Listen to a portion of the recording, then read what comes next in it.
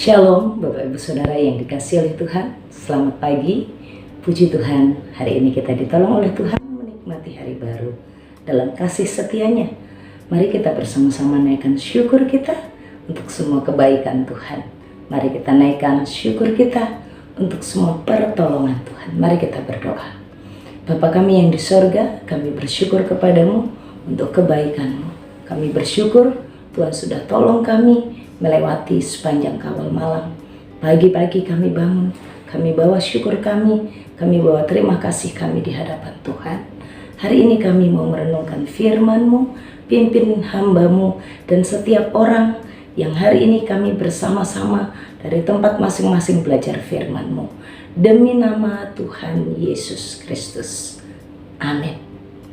Bapak Ibu Saudara yang dikasihi oleh Tuhan, hari ini kita akan bersama-sama belajar dari Ayub. Dari Ayub, kita bersama-sama belajar apa yang dirindukan oleh Tuhan dalam setiap kehidupan orang-orang percaya. Di tengah-tengah pergumulan, di tengah-tengah kesulitan, iman itu tetap kuat.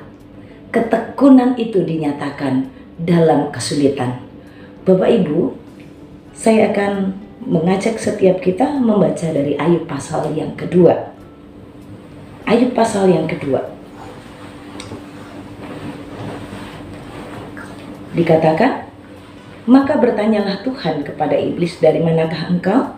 Lalu jawab iblis kepada Tuhan, dari perjalanan mengelilingi dan menjelajah bumi. Ayat 3, firman Tuhan kepada iblis, apakah engkau memperhatikan hambaku Ayub?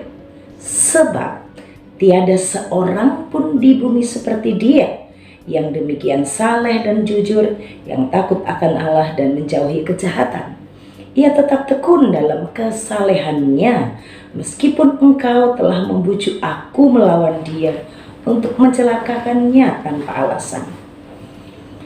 Bapak Ibu Saudara, ayat ini mengingatkan kepada kita semua untuk bersama-sama belajar bahwa orang-orang percaya atau rumah tangga orang percaya tidak pernah luput dari yang namanya persoalan.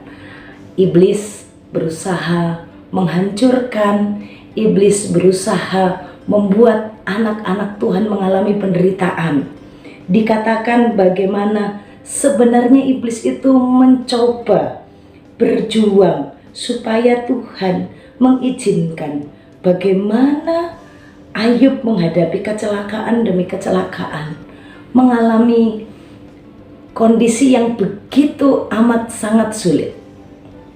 Bapak Ibu, kalau kita hadir dalam kehidupan dan situasi Ayub, saya mau mengajak kita bagaimana Ayub bertekun dalam kesalehannya.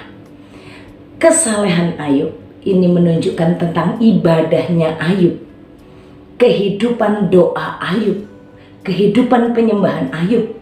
Tidak hanya dilakukan pada saat dia dalam keadaan baik-baik saja, tidak dilakukan saat kondisi usaha peternakannya yang luar biasa besar itu tetap berjalan dengan baik. Bahkan saat usaha peternakannya itu habis, ya, karena tidak ada sisa dari semua peternakan yang menjadi miliknya, semua yang diusahakannya. Peternakan itu ada yang diambil oleh musuh, ada yang terkena hujan, petir, ada yang semuanya habis, bahkan sampai 10 anak yang ada pada mereka itu meninggal. Bapak Ibu, siapa yang bisa membayangkan kondisi duka kehilangan 10 anak? Satu anak saja, misalnya seseorang punya 2 atau 3 anak, satu anak saja meninggal, itu dukanya luar biasa. Tapi ini 10 dalam waktu bersamaan, dalam kondisi keuangan, ekonomi yang juga hancur. Bapak Ibu, ketekunan dan kesalehan dari seorang Ayub dinyatakan.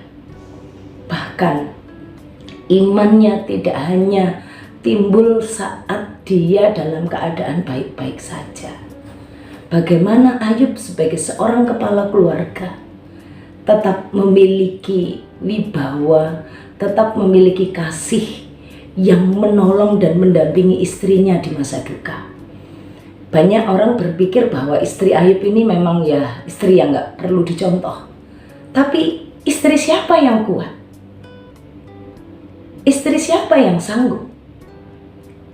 Dalam kondisi gejolak ekonomi, dalam kondisi kebangkrutan usaha, dalam kondisi hancurnya usaha, dari semua yang dia miliki habis, tidak ada sisa, bahkan anak pun juga tidak tersisa, maka ada kecewa dengan Tuhan, maka ada marah dengan Tuhan. Istri Ayub menganggap tidak perlu lagi karena dia begitu hancur. Kok kehilangan 10 anak, kadang kehilangan 1 orang saja, orang ada marah dengan Tuhan ya. Kehilangan kondisi usaha 1 turun aja gitu, kadang-kadang juga kecewa sama Tuhan. Mas nggak usah ibadah-ibadahan, nggak usah pakai doa-doaan. Tapi bagaimana saat gejolak duka yang dialami oleh istrinya, ketekunan, kesalehan Ayub itu tetap ada, kehidupannya, kehidupan imannya dinyatakan. Ayub tidak hanya beriman sendirian, tapi dia sanggup mendampingi, sanggup mengarahkan istrinya untuk tetap beriman kepada Tuhan. Kamu seperti orang gila. Ya memang, siapa yang gak gila kehilangan 10 anak dan kehilangan keuangan yang begitu besar, usaha peternakan lembu, sapi, unta yang begitu luar biasa, mendatangkan uang yang begitu banyak, itu semuanya habis. Siapa yang gak gila? Tapi bagaimana Ayub katakan, jangan hanya menerima yang baik saja dari Tuhan. Ini statement yang penting. Suami-suami, saat istrimu dalam kondisi unstabil, saat kondisi istrimu dalam kondisi tidak stabil, dalam kondisi goncang, dalam kondisi gejolak-gejolak emosional, saat istrimu dalam kondisi kebimbangan, kekecewaan mungkin terhadap Tuhan, suami yang saleh, suami yang tetap merangkul istrinya, suami yang memberikan pengajaran yang benar kepada istrinya, suami yang memberikan pengajaran kepada istrinya bagaimana kita harus menerima apa saja yang Tuhan berikan. Ibu-ibu, mungkin dalam hidup kita, bukan kita yang sedang unstabil, tapi mungkin anak kita. Ada anak-anak saat ini di masa-masa remaja, di masa pertumbuhannya. Anak-anak kita menghadapi kebimbangan, menghadapi keraguan. Kok doaku lama tapi nggak dijawab-jawab ya Ma oleh Tuhan. Kita bisa jelaskan tentang Tuhan Allah yang tetap baik. Kita bisa jelaskan bagaimana kita harus tetap bersabar menanti janji Tuhan. Kalau anak-anak mengalami kekecewaan, anak-anak mengalami luka, anak-anak mengalami salah paham terhadap Tuhan, anak-anak bisa saja berpikir kalau nilai mereka tidak baik atau kalau mereka gagal, mereka berpikir Tuhan itu tidak baik. Mari kita memberikan pengajaran yang benar, keluarga yang saleh, keluarga yang takut akan Tuhan, keluarga yang tetap menerima segala sesuatu yang terjadi, bukan hanya yang baik saja. Bagaimana Ayub bisa membawa istrinya akhirnya tetap menjadi penyembah Tuhan. Bapak, Ibu, dan Saudara, sampai di pasal yang terakhir, bukankah akhirnya bagaimana rumah tangga Ayub dipulihkan? Ayub bersama dengan istrinya diberkati oleh Tuhan dengan 10 anak pengganti. Istrinya bisa lagi melahirkan 10 anak. Istri Ayub yang dulu imannya goncang, istri Ayub yang dulu sempat ngajak suaminya, sudah kamu gak usah lagi percaya sama Tuhan, sudah kamu berhenti sajalah, gak usah percaya dengan Tuhan, kutuki saja Tuhan. pernyataan-pernyataan kekecewaan, kekesalannya, luapan emosinya, kondisi hidupnya yang terpukul dengan yang shock. Tapi bagaimana Ayub bisa menolong istrinya, bagaimana Ayub bisa membawa istrinya tetap setia dengan Allah. Relasi Ayub dengan Tuhan, kesalehan Ayub dengan Tuhan, hidup penyembahan Ayub dengan Tuhan bukan hanya untuk dirinya sendiri, tapi Ayub menjadikan rumah tangganya kokoh, rumah tangganya kuat untuk dia menikmati pemulihan demi pemulihan. Bapak Ibu Saudara, di weekend minggu ini, nikmatilah pemulihan yang daripada Allah. Jadilah rumah tangga yang saleh, yang bertekun dalam imanmu.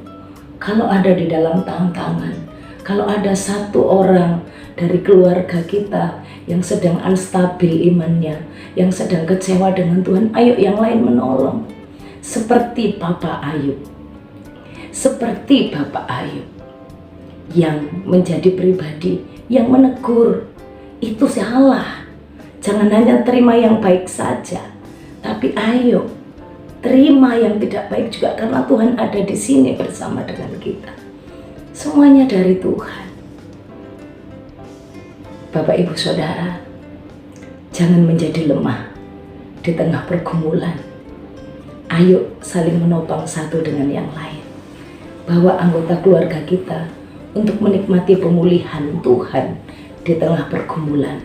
Karena Tuhan pasti bekerja, pasti tetap ada mendampingi setiap kita.